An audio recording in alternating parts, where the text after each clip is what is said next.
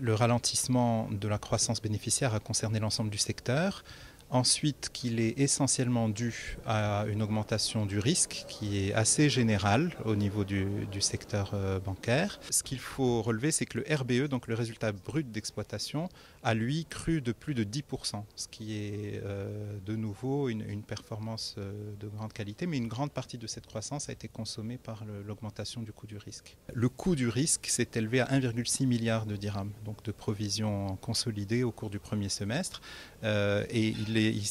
s'est affiché en hausse de 61,4%.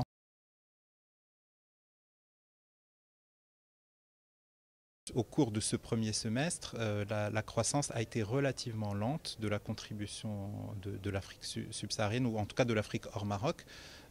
essentiellement à cause de la conjoncture aussi dans ces pays-là où il y a eu relativement peu de croissance, notamment de crédit, parce que nous devons conjuguer à la fois les soucis de croissance, mais aussi le souci du pilotage des risques.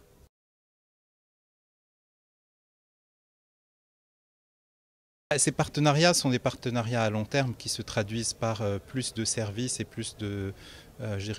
d'offres innovantes pour nos clients. Donc il n'y aura pas un impact immédiat visible, mais il y aura au contraire la capacité de